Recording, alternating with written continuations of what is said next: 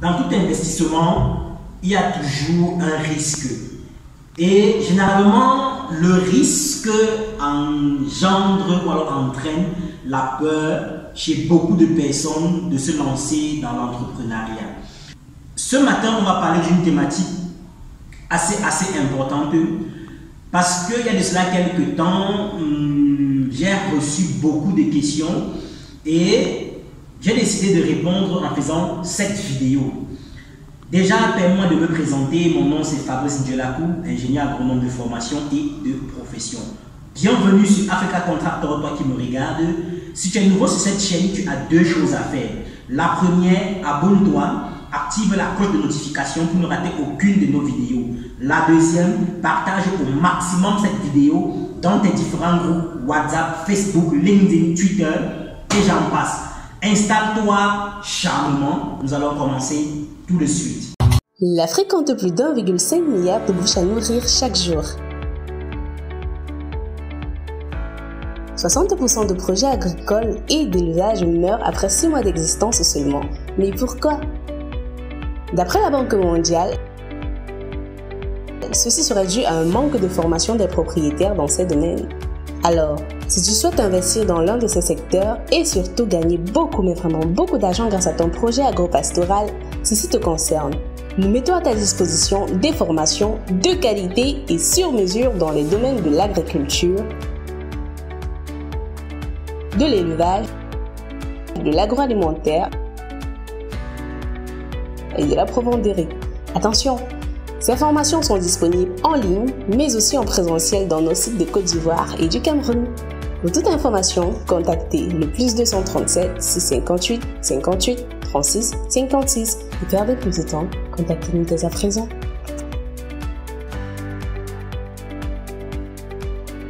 Il y a de cela quelques temps, je reçois, ou alors du moins je recevais énormément de questions me demandant quel est le taux de garantie de réussite si je vais faire l'élevage de poulet, si je vais faire la pisciculture, si je vais faire la culture du piment, si je vais faire la culture de la pastèque, si je vais faire la culture de l'ananas, qu'est-ce qui me garantit la réussite, etc., etc. Avant de répondre à cette question, je vais vous conter une histoire de Jean-Marc. Je préfère l'appeler Jean-Marc parce qu'aujourd'hui, Jean-Marc est un de nos grands clients, un très gros producteur ici au Cameroun. C'est l'histoire de Jean-Marc. Jean-Marc a fini ses études en Allemagne dans l'automobile et d'ailleurs il a d'abord travaillé même pour BMW et pour Mercedes pour le département Afrique, pour la sous-région Afrique si on peut dire ça comme ça. À un moment donné, Jean-Marc gagnait bien sa vie. Mais vous savez, dans toute entreprise ou alors dans tout business, ça arrive souvent des périodes de défaillance. On n'a pas pu payer Jean-Marc durant 2 ou 3 mois.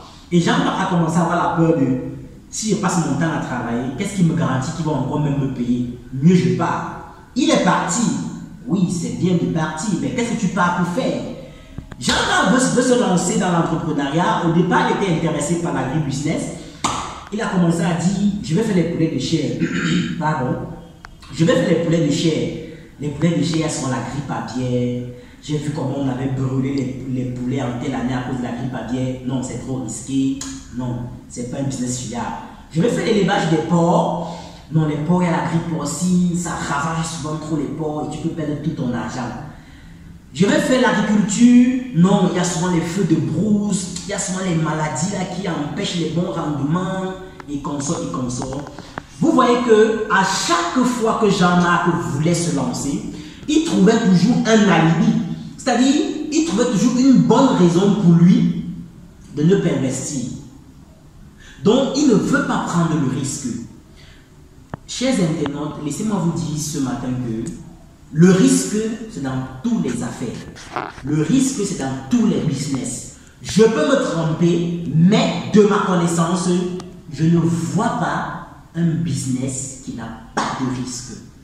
Mais maintenant, pour vous qui voulez vous lancer dans l'agriculture ou dans l'élevage ou dans l'agroalimentaire, si à jamais, ça va être Africa Contractor que vous voulez vous lancer comme partenaire pour vous accompagner, de notre expérience, on peut vous donner des outils qui vont vous permettre de mesurer les risques de votre business. Est-ce qu'on se comprend? Je prends un exemple. Vous voyez un peu, Jean-Marc, pendant des années, il avait toujours trouvé des alibis pour ne pas définitivement se lancer. Est-ce qu'on se comprend? Mais un jour, Jean-Marc m'a dit, il a vu une de nos vidéos parlant sur le secret de la réussite en élevage de poulet de chair, je crois bien. Et c'est suite à cette vidéo qu'il a décidé de se lancer et qu'il a décidé de souscrire à l'accompagnement. Pourquoi? Parce que jusque-là, toujours, il fuyait le risque. Parce que quand on signe un contrat avec lui, si le business foire, ça revient à l'entreprise de payer les pots cassés. C'est un peu comme l'assurance que vous prenez. Est-ce qu'on se comprend? Donc, vous pouvez venir vous former, peut-être dans l'élevage de poulet de chair ou de la culture du piment. Vous décidez de partir, vous lancer vous seul, avec les connaissances que vous avez. Ça foire, ça vous regarde à vous. Mais Jean-Marc, comme il avait toujours la peur d'échouer, ou le goût du risque, il n'avait pas le goût du risque, il a décidé donc de souscrire à un accompagnement chez nous. Et là, quand c'est l'accompagnement, il y a un contrat signé en bonne et due forme qui nous lie. Donc c'est comme l'assurance. Si ton véhicule fait l'accident, l'assurance gère le reste. J'espère qu'on se comprend.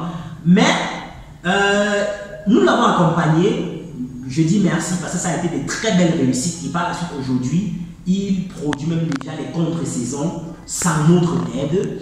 Il produit même déjà avec un système goutte à goutte sans notre aide.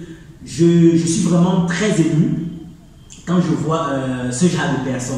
Alors, ce matin, pour toi et moi, je suis là pour te parler du risque dans l'agribusiness. En fait, l'histoire de Jean-Marc que je viens de te conter, c'est pour te faire comprendre que tout business a du risque. Même l'agriculture ou l'élevage ou l'agroalimentaire dans lequel tu es en train de venir, il y a du risque. Mais maintenant, il faut avoir le goût du risque. Il faut savoir prendre du risque mesuré. Je m'explique quand je parle de risque mesuré. Regarde un peu la différence entre une personne qui produit déjà peut-être un demi-hectare de tomates seul et il réussit. D'accord? Mais maintenant, il prend le risque d'aller produire sur 3 hectares de tomates seul. On est d'accord? Maintenant, à côté, il y a quelqu'un qui produit la même tomate, qui n'a jamais fait de production, qui veut se lancer pour la première fois, mais veut prendre le risque de faire 3 hectares de tomates. Mais à la suite, appelle une entreprise pour l'accompagner dans la mise en œuvre de son projet. Vous voyez que parmi les deux, celui qui a pris le risque de lancer sur 3 hectares et d'appeler des experts pour l'accompagner, son risque il est mesuré. Est-ce qu'on se comprend?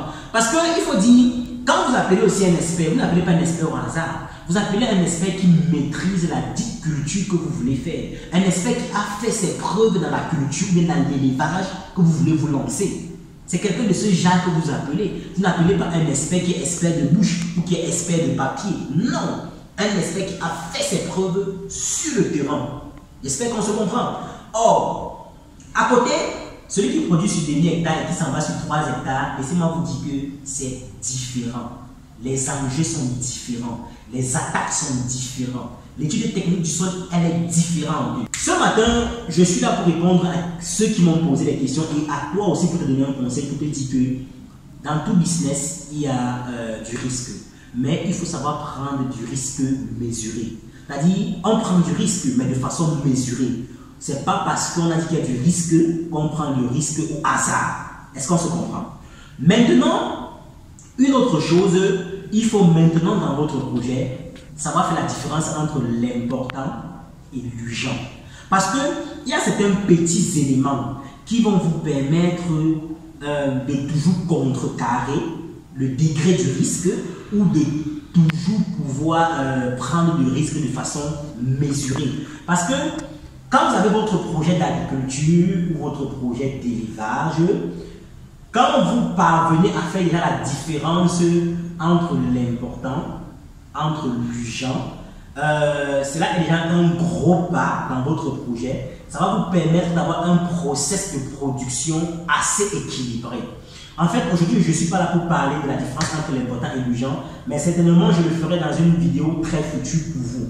Mais notez déjà que dans votre projet, il faut faire cette différence-là. Cela va vous permettre de bien mener à bon port votre projet. Maintenant, un autre risque auquel il faut faire attention dans votre projet d'agriculture ou d'élevage, ce sont le cap. Oui, ce sont les finances, chers abonnés. En fait, quand vous n'avez pas la maîtrise sur votre finance, vous risquerez de faire plus de dépenses contrairement aux entrées qui viendront dans le futur. Donc, dans votre projet, pour également éviter trop de risques, ou alors, je vais dire ça comment, pour limiter le degré du risque, maîtrisez aussi la finance de votre projet. Car, ayez toujours à l'esprit que tout entrepreneur, je dis bien tout entrepreneur, doit maximiser sur les entrées et doit minimiser les sorties. Est-ce qu'on se comprend? Donc tes sorties d'argent, tu dois les minimiser, mais tes entrées d'argent, tu dois les maximiser. Oui, je prends un exemple. Tu peux minimiser tes sorties d'entrée, par exemple, en sacrifiant peut-être certains de tes jours toi-même pour faire des visites inopinées à la ferme, pour te rassurer que le travail marche bien. Au lieu de maximiser les entrées, lors de la vente de votre récolte, que ce soit en agriculture ou en élevage, il faut éviter beaucoup de, on appelle ça comment, de démarcheurs. Ça va vous permettre de mieux gagner. Est-ce qu'on se comprend? Et aussi maintenant, sachez qu'on vend tout. Par exemple, si c'est en élevage, vendez les poulets, vendez la viande. Ça maximise les entrées. Par exemple, si c'est en agriculture, vendez l'ananas, vendez la pastèque, mais après, recueillez tous les tiges qui traînent au sol là, faites du compost. Ça va dire vous économiser d'acheter encore la viande organique ou l'engrais organique si vous voulez. Donc il y a beaucoup de ces petits éléments là que vous pouvez prendre en compte dans votre projet pour vraiment bien le mener à réussir et pour davantage mesurer le risque que vous prenez dans votre projet. Alors, merci d'avoir regardé cette vidéo jusqu'à la fin. N'oublie pas de t'abonner, n'oublie pas de liker, surtout partage au maximum cette vidéo dans tes différents groupes WhatsApp. Avant de conclure, je vais récapituler. Aujourd'hui, on parlait du risque. Notez déjà que dans tout business, il y a du risque. Alors, on sait qu'il y a le risque, mais maintenant, comment mesurer son risque? On a dit ici, il faut savoir la différence entre l'important et l'urgent. On a dit ici, il faut prendre des risques mesurés et on a montré comment prendre des risques mesurés. On a dit ici, il faut maîtriser la finance de son projet. Il faut minimiser les sorties, maximiser sur les entrées. Donc, tous ces paramètres vont te permettre de mesurer le risque dans ton projet d'agriculture ou d'élevage. Merci, ciao et à la prochaine.